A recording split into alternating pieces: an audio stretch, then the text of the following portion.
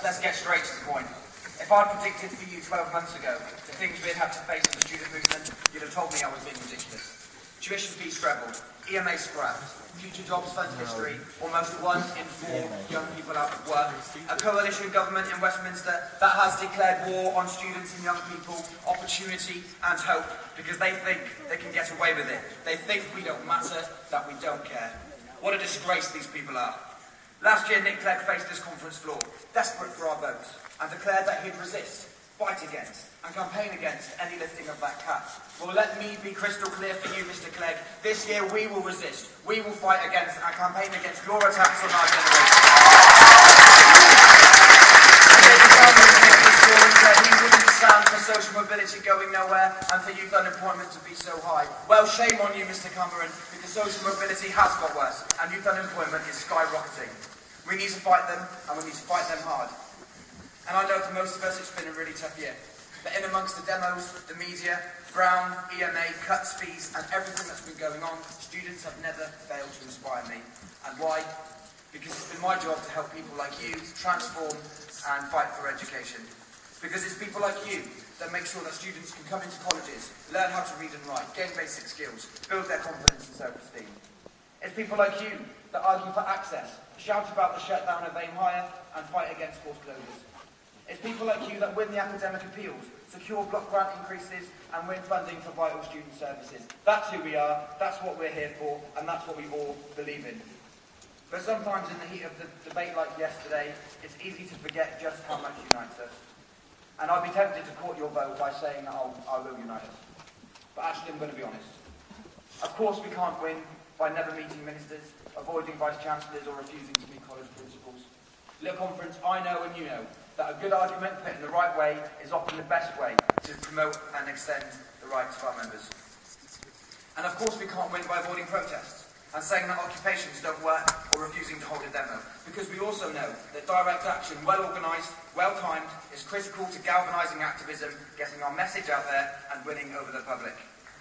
The truth is, it's too easy to say that we mustn't be forced to choose between demos and lobbies. It is a cliche to say that FB and HE need to be united, and it is the cheapest of all talk to say that we need activism as well as lobbying. The last 5 national presidents have said that in this election speech, even Aaron. And do you want to know what I really think? If we always do what we've always done, we will always get what we've always got. And my candidacy is about something different. We need something bigger, something bolder, something that will truly transform our movement into the fighting force we know it could be. So let's do some uncomfortable things for a change. Let's ask serious questions about a national union that doesn't give ordinary students access to its democracy. A national demo every autumn is cliched and comfortable. A national demo every time we need one is real leadership. Let's be clear, the minute they announce a cut in student numbers is the minute that I announce a massive national demonstration on the streets of London. Let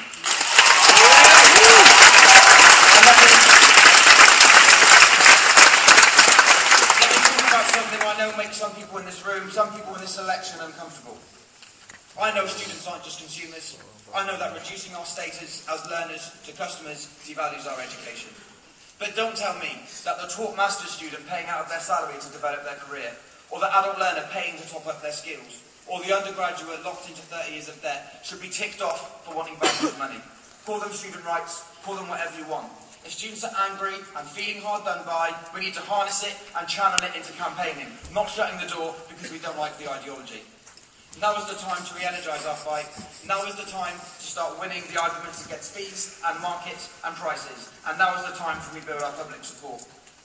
Because it's also time to broaden our funding campaign. The debate over undergraduate university fees in England is important and it matters, but it is narrow and it is time we got beyond it. Because those slogans and placards mean nothing to millions of learners across this country that need us. We need a vision for all of education, post and undergraduate, FE and HE, old and young, vocational, academic, first time and second chance. So Conference, that's why it's time. To build together a vision we can all share in. A fighting NUS, using right tactics, whatever they are. A members NUS, open and democratic. A progressive NUS, a force for a fairer society. A movement fit for the fight and fit for the future. Join me, Conference. Vote Shane Charwin, #1 for National President.